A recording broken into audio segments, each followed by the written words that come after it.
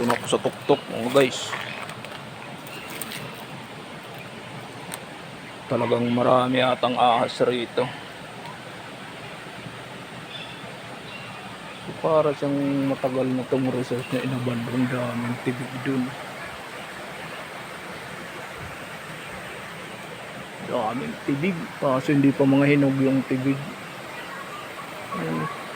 Hindi ko naman kaya tikman yung hindi hinog, pahinugin muna. Tulong dito yung bundok na yan. Parang pinaglumaan na to.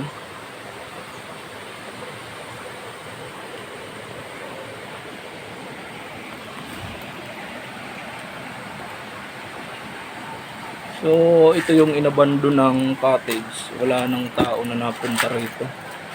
Ako na lang yung nagpunta. Puro may mga ahas na to. Ayan o.